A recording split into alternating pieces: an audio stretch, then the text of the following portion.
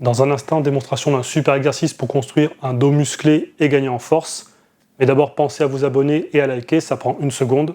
Ah, et pourquoi on appelle ça un rowing bûcheron? Eh bien, restez jusqu'à la fin de la vidéo et je vous dis ça. Pour notre rowing bûcheron, on va avoir besoin d'un banc et d'un haltère. On vient placer le genou et la main du même côté sur le banc, main à peu près sous l'épaule, légèrement devant. L'autre jambe est légèrement sur le côté pour bien stabiliser. Avec l'autre main, on va prendre l'haltère, le tenir dans le vide et à partir de là, on tire au maximum. Puis on redescend en contrôle et on recommence. On garde le dos aligné, même si la main en appui annule en quelque sorte le porte-à-faux. Par principe, c'est mieux de rester aligné, surtout lorsqu'on monte haut dans les poids, afin d'éviter les faux mouvements. Concernant la respiration, comme on va pouvoir manier des charges lourdes, j'inspire en bas, je bloque, je tire, je souffle, je redescends et je recommence. Et bien sûr, vu qu'on est sur un exercice unilatéral, une fois qu'on a terminé un côté, on change et on fait l'autre. Petit conseil, commencez par le côté le plus faible pour que votre système nerveux soit plus frais et que vous soyez moins en difficulté que si vous le faisiez en deuxième. Petit aparté sur une question qu'on se pose souvent, est-ce qu'on doit décrocher l'épaule ou la garder fixe? Les deux options sont possibles. Si on décroche, on vient mettre l'accent sur l'étirement. Et si on garde l'épaule accrochée, on va mettre l'accent sur la contraction.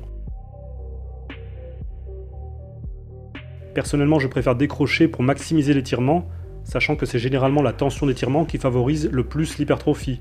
Maintenant, ça dépend aussi du reste de votre programme et de votre ressenti. Si vous avez du mal à tenir l'haltère en main, je vous conseille d'utiliser des sangles, ainsi vous pourrez bien vous concentrer sur le travail du dos sans vous soucier du grip. Pour savoir comment utiliser les sangles, allez voir la vidéo que j'ai réalisée sur le sujet et que je vous mets en lien dans le coin de l'écran. Voyons maintenant les principales erreurs à éviter. La première, ça va être de tirer en biceps, ce qui va entraîner une flexion plus importante du coude, une moindre rétropulsion et donc un moindre recrutement du grand dorsal. Deuxième erreur, faire trop de rotation. Ici, généralement, ça arrive quand on met trop lourd ou qu'on n'a plus de force et qu'on triche de manière excessive. Pareil, on va moins travailler son dos et on risque de se blesser. Troisième erreur, tirer trop sur le côté, ce qui va considérablement réduire le travail du grand dorsal, mais aussi la stabilité. Toutefois, ça peut être un choix délibéré si vous souhaitez viser l'arrière d'épaule et la liaison entre trapèze moyen et supérieur. En revanche, il faudra nettement réduire le poids. Enfin, quatrième erreur, avoir le dos arrondi. Certes, on n'a pas un porte-à-faux comme on peut le retrouver sur un rowing bar ou un soulevé de terre, mais on peut quand même forcer de manière incorrecte avec un dos arrondi, et donc moins bien recruter le dos et risquer de se faire mal, notamment au lombaire. Au niveau des muscles travaillés, on va avoir principalement le grand dorsal, mais également les trapèzes moyens et inférieurs, le grand rond et un peu le deltoïde postérieur. Et comme tous les mouvements de tirage, on a aussi une participation du biceps et de l'avant-bras. Petite variante, il est possible de faire le mouvement en étant moins incliné, à environ 45 degrés. Ici, vous aurez un peu plus de travail des trapèzes et moins d'étirement du grand dorsal.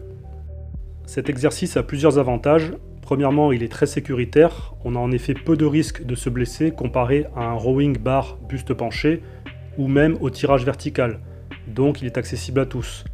Deuxième avantage du rowing bûcheron, il est facilement réalisable chez soi puisqu'on a besoin juste d'un haltère et d'un banc ou d'un support semblable. Enfin, troisième point, c'est un exercice unilatéral, ce qui permet de développer plus de force par côté qu'en bilatéral, et c'est idéal aussi pour corriger un déséquilibre entre côté gauche et côté droit. Et donc concernant le nom, pourquoi on appelle ça rowing bûcheron?